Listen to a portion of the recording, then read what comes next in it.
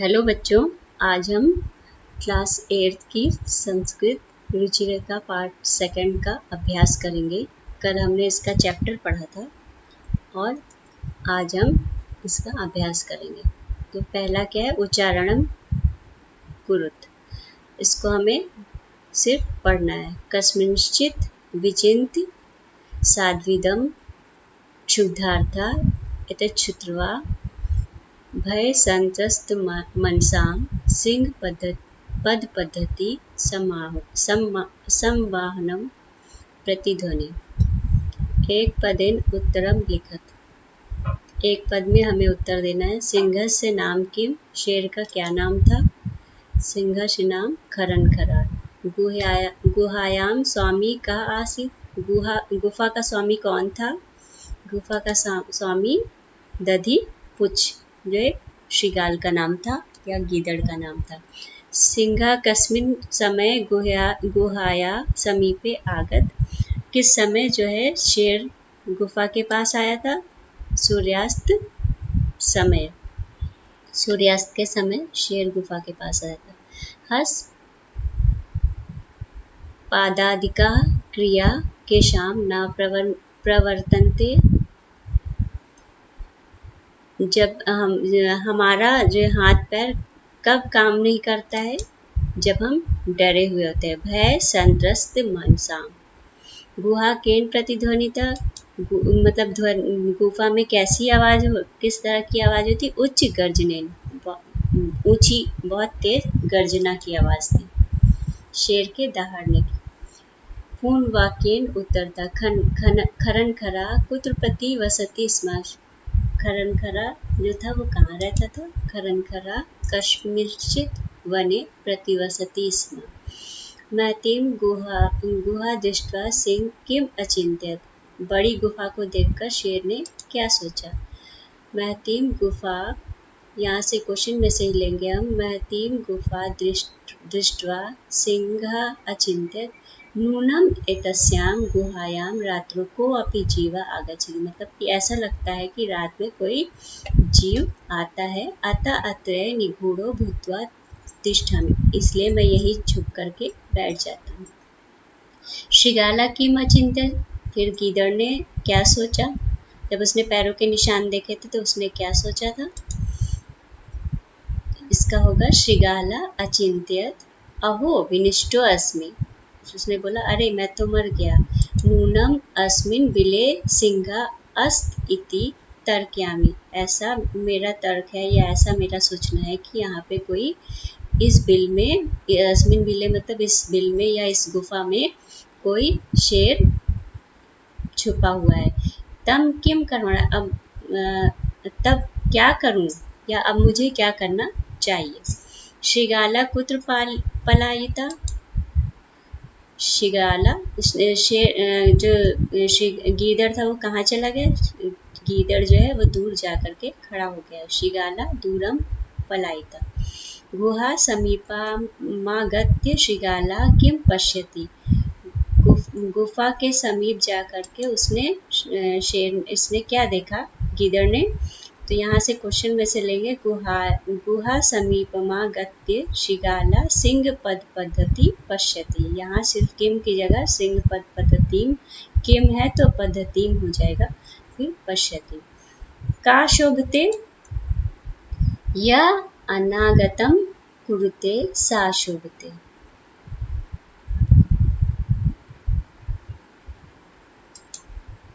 हमें फोर्थ, रेखांकित पदानी अधात्र प्रश्न निर्माणम कुरुत।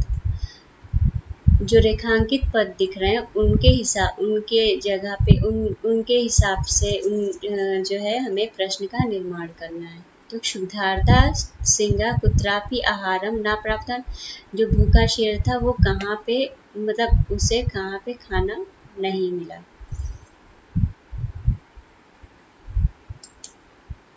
इसका होगा कीदृशा सिंहा कुत्रापि आहारम न प्राप्तम। किस प्रकार के सिंह को जो है खाना नहीं मिला था। दधि पुच्छ नाम श्रीगाला गुहायाम स्वामी आसीत। दधिपुच्छ नाम का जो एक गीदड़ था, वो गुफा का स्वामी था। तो यहाँ पे क्या क्वेश्चन होगा कि कौन गुफा का स्वामी था, या जो गुफा का स्वामी था उसका नाम क्या था। किम नाम श्रीगाला गुहायाम स्वामी आसीत। यहाँ पे हो जाएगा किम मतलब कौन, या क्या नाम था जो उस गीदड़ का जो गुफा का स्वामी था।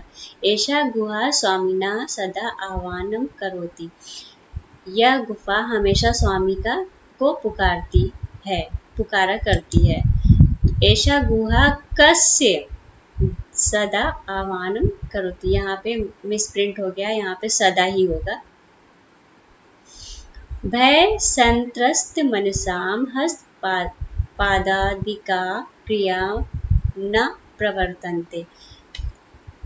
डर के समय यहाँ पे हस्त पदादिका में हमें जो है क्वेश्चन बनाना है, तो उसमें क्या हो जाएगा कि भय संत्रस्त मनसाम कीदृश्य न प्रवर्तन्ते, मतलब डर के समय हमारा क्या काम करना बंद कर देता है। क्रिया यहाँ पे होगा, यहाँ पे वो हो गया, मिसिंग हो गया है, तो यहाँ पे की दिशा के बाद क्रिया न प्रवर्तन्ते। आह्वानेन श्रीगाला बिले प्रविश्य सिंहस्य भोज्यम भविष्यति। मतलब कि जो है बुलाने पर जो है गीदड़ जो है जब वो पुकारेगा तो वो गीदड़ जो है किसका भोजन बनेगा, या नहीं, जिसमें आंसर दिया हुआ है कि वो सिंह का भोजन बनेगा। तो यहाँ पर होगा कि वहाँ पे कि जब गीदड़ जो है कहाँ प्रवेश करके जो है सिंह का भोजन बनेगा। तो आह्वाने श्रीगाला कस्मिन प्रवेश्य, मतलब कस्मिन मतलब कहाँ पर प्रवेश करके शेर का शिकार हो जाएगा। घटनाक्रमानुसार वाक्यानि लिखत। ये जो वाक्य दिए हुए हैं इनको घटनाक्रम के अनुसार लिखना है। तो इसमें गुहाया स्वामी दधिपुच्छ नाम श्रीगाला समागत, सेकंड है सिंगा एका महतिम गुहाम अपश्यत, फिर थर्ड है परिभ्रम सिंह क्षुधात जाता, फिर फोर्थ है दूरस्थ श्रीगाला रव कर्तु मारब्ध, फिर है सिंगा श्रीगाला से आह्वानम करोत, दूरम पालिमाना श्रीगाला श्लोकम पठत, फिर ये है गुह्याम को अपि अस्ति इति श्रीगाला विचारा। तो इसको हमें घटना के अनुसार, जैसे जैसे घटना घटी थी उसके अनुसार करना। तो फर्स्ट क्या होगा, परिभ्रम सिंह क्षुधार्ता जाता, ये वाला गा वाला सबसे फर्स्ट नंबर पे होगा। फिर सेकंड नंबर पे आएगा सिंगा एकाम महतीम गुफा अपश्य। सबसे पहले क्या था कि शेर जो है भूखा घूम रहा था। फिर सेकंड नंबर पे आएगा उसने एक बड़ी गुफा देखी। तो यहाँ पे खा वाला सेकंड नंबर पे, खा वाला खा पे ही रहेगा। फिर उसके बाद आएगा गुहाया स्वामी दधिपुच्छ नाम श्रीगाला समागत। फिर का वाला जो है थर्ड नंबर पे हो जाएगा। उसके बाद गुहा का जो स्वामी था थोड़ी देर के बाद वहाँ पे आया था दधिपुच्छ। फिर फोर्थ नंबर पे क्या होगा, गुहायाम को अपि अस्ति इति श्रीगाला से विचारा, मतलब ये वाला गुफा में कोई है ऐसा गीदड़ ने सोचा। फिर दूरस्थ श्रीगाला रवम कर्तुमारत, वह जो है दूर जा करके खड़ा होके सोचने लगा। फिर है सिंगा श्रीगाला से आह्वानम करोति, जो शेर अंदर बैठा था वो उसका गीदड़ का आह्वान या गीदड़ को बुलाने लगा, को पुकारने लगा। फिर उसके बाद है दूरम पालमान श्रीगाला श्लोकम पठत, दूर खड़े होकर जो वो था गीदड़ था वो उसने श्लोक पढ़ना शुरू कर दिया। अब आएगा 6 नंबर, यथा निर्देशम उत्तरता, मतलब इसके हिसाब से हमें जैसा हमें दिया गया है डायरेक्शन या निर्देश दिया गया वैसे हमें आंसर लिखना है। काहे एकाम महतीम गुहा दृष्ट्वा सा अचिंत्यत, अस्मिन् वाक्ये कति विशेषण विशेषण पदानि संख्याया स पदानि अपि लिखत। इसमें लिखा हुआ है कि इस सेंटेंस में जो है, यहाँ तक जो सेंटेंस है, एकाम महतीम गुहाम दृष्ट्वा सा अचिंत्यत में यहाँ पर विशेषण पद कितने हैं, उनकी संख्या भी हमें लिखनी है। तो उत्तर क्या है? अस्मिन् वाक्ये द्विविशेषण पदे एकाम महतीम च स्तः। एकाम महतीम च स्तः, यहाँ पे 2 विशेषण पद हैं। फिर तद अहम अस्य आह्वानं करोमि। अत्र अहम इति परम कस्मै प्रयुक्त। यहाँ पर जो है तद अहम अस्य आह्वान, मतलब ये यहाँ पे उसने बोला था ना कि मैं ही उसे पुकारता हूँ, आवाज देता हूँ। तो यहाँ पे अत्र शब्द, यहाँ पर अहम जो वर्ड है उसको किसके लिए प्रयोग किया गया है? तो इसका मतलब होगा तद अहम अस आह्वानम करोमि में अत्र जो है, जो अत्र अहम इति पदम खरंखराय सिंहाय प्रयुक्तम। यहाँ पे अहम वर्ड जो है वो खरंखराय नाम का जो शेर था उसके लिए प्रयोग किया गया है। फिर यदि त्वं माम न आव्यसि अस्मिन् वाक्ये कर्त पदम किम। इस वाक्य में कर्त पद कौन है? यदि त्वं माम न आव्यसि, अस्मिन् वाक्ये कर्त पद में है त्वं। इसमें कर्ता पद जो है, कर्त पद त्वं है, सब्जेक्ट। फिर आता है सिंह पद्धति गुहायाम प्रविष्टा दृश्यते अस्मिन् वाक्ये क्रियापदम। अब इसमें क्रियापद कौन सा है? तो इसमें सिंह पद्धति गुहायाम प्रविष्टा दृश्यते अस्मिन् वाक्ये क्रियापदम दृश्यते अस्ति। इसमें जो है दृश्यते जो है वो क्रियापद है। फिर वनेऽत्र संस्थस्य समागता जरा अस्मिन् वाक्ये अव्ययपद किम। इसमें अव्ययपद कौन सा है? तो यहाँ पर क्या होगा? वनेऽत्र संस्थस्य समागता जरा अस्मिन् वाक्ये अत्र अव्ययपदम अस्ति। यहाँ पे वने अत्र, वने प्लस अत्र है, तो यहाँ पे अत्र वर्ड जो है वो अव्ययपद है। फिर आते हैं मंजूषात् पदानि चित्वा रिक्त स्थानानि पूरयत। यहाँ पे हमें रिक्त स्थानों की पूर्ति करना है। अस्मिन् वने डैश व्याधा जालम विस्तीर्यम दूरे स्थिता। यहाँ पे आएगा एक वन में कोई जो है, कोई व्याधा जो है वो उसमें जाल जो है वो डाल करके दूर खड़ा था। क्रमशः आकाशात सा परिवार कपोत राजा तदा आगच्छत। तभी थोड़ी देर के बाद जो है कबूतरों का राजा था वो अपने परिवार के साथ वहां पर आया। तदा आगच्छत। नीचे कपोता तंडुलान अपश्यत तर्हि तेषाम लोभ हो जाता। नीचे उन्होंने जब तंडुलान मतलब अनाज या चावल के बीज उन्होंने देखा तो उनके मन में जो है वो लालच उनको होने लगी। परम राजा सहमत नासित, पर उनका जो राजा था वो सहमत इस बात से नहीं था। तस्य युक्ति आसीत यदि वने को अपि मनुष्य नास्ति। तो उन्होंने मतलब सोचा कि अगर वन में कोई भी मनुष्य नहीं है तो कुता तंडुलानाम संभव, तो यहाँ पे जो है अनाज के बीज या चावल के दाने कहाँ से आए। परम राज्ञा उपदेशम स्वीकृत्य कपोता तंडुलान खादितुम प्रवृत्ता जाले च सहसा निपतिता।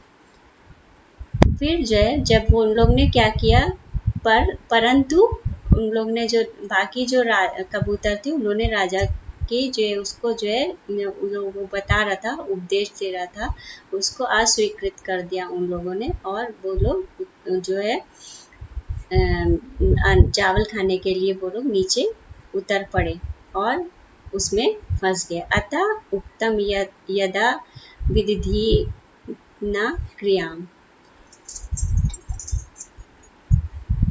और वो लोग वहाँ पे उसमें फंस गए। फिर योग्यता विस्तार में ग्रंथ परिचय, ये तो लिखा है विष्णु शर्मा ने राजा अमर शक्ति के मूर्ख पुत्रों को कुशल राजनीतिक बनाने के उद्देश्य से कथाओं के संकलन रूप में, मतलब कि उन्होंने विष्णु शर्मा जी ने जो है एक राजा अमर शक्ति थे जो जिनके पुत्र जो थे वो मूर्ख थे, उन्होंने उनके लिए ही इन्होंने पंचतंत्र का जो ग्रंथ थी उसकी रचना की थी। इसमें क्या क्या है, मित्र भेद, मित्र संप्राप्ति, ककोलिकीय, लब्ध प्रणाश तथा अपरीक्षित कारक, ये 5 जो है ये खंड है। इसमें 70 जो है इसमें कथाएं हैं और 900 श्लोक हैं। श्लोकों में प्राय तर्कपूर्ण नीति श्लोक प्रयुक्त। पंचतंत्र का अनुवाद 4वीं शताब्दी के आसपास ईरान की पहलवी भाषा में हुआ था। सबसे पहले ईरान की पहलवी भाषा में इसका जो है अनुवाद किया गया था। इसी के आधार पर विदेशी भाषाओं में, फिर विदेशों में भी इसके अनुवाद हुए। काकोलुकीयम पंचतंत्र का तृतीय तंत्र, ये हमने पहले भी पढ़ा था। इसका नाम है काक और उल्लू की मुख्य कथा। इसमें काक, कौवे और उल्लू की कहानी थी जिसके नाम पर इसका नाम पड़ा। फिर व्याकरण में अव्यय पद क्या होता है? अव्यय संस्कृत में 2 शब्द है, विकारी और अविकारी। विकारी शब्द होता है परिवर्तनशील होता है। संज्ञा, सर्वनाम, विशेषण और क्रियापद जो होते हैं वो विकारी शब्द होते हैं, जैसे बालक, सा, शुक्ला, गच्छति। अविकारी जो होते हैं शब्द अव्यय पद कहलाते हैं। इनके रूप जो होते हैं वो कभी नहीं बदलते, जैसे अत्र, अधुना, अपि। अव्यय पद का रूप कभी नहीं। अव्यय पद में भी 2 रूप होते हैं। अव्यय पद में जो है रूढ़ और यौगिक 2 पद होते हैं। रूढ़ अव्यय के जो है खंड नहीं हो सकते, जैसे चा, अपि, वा, तू, खलु, ना इत्यादि। यौगिक अव्यय पद जो होते हैं वो होते हैं जैसे कृत, तद्धित, समाप्त के रूप होते हैं। कृत शब्द से बने अव्यय पद है गत, गत्वा, गंतुम आदि। तद्धित से बने अव्यय पद है सर्वथा, एकदा, तत्र, इत्थम, कथम इत्यादि। समास के रूप में अव्यय पद है प्रतिदिनम, यथाशक्ति इत्यादि। ये सब आप लोग व्याकरण में पढ़े होंगे। प्रस्तुत पाठ में कदाचित, इतस्तता, इताप्लस्तता, न दृष्ट्वा, नूनम, अपि, तर्हि, अत्र, अत्रैव, भूत्वा, इति, च, बहि, अहो, एवं विचिन्त्य स, यदि, अथ, श्रुत्वा, सदा, परन्तु, परम प्लस्तु, प्रविश्य, सहसा, कदापि, कदा प्लस अपि, ये सब जो है वो अव्यय हैं। इनको हमें याद करना पड़ेगा। इनकी उपयुक्त कोटियों में पहचान की जा सकती है। इनको जो है इनको देख करके हम पहचान सकते हैं। तो बच्चों आज का हमारा चैप्टर 2 का अभ्यास यही खत्म होता है। आपको कोई डाउट है या आपको कोई मुझे सजेशन देना तो प्लीज़ कमेंट बॉक्स में ज़रूर लिखिए और हमारे चैनल को लाइक और सब्सक्राइब और शेयर करना मत भूलिए। सब्सक्राइब ज़रूर करिएगा। और अब हम मिलेंगे अगले सेशन में, तब तक के लिए बाय बाय।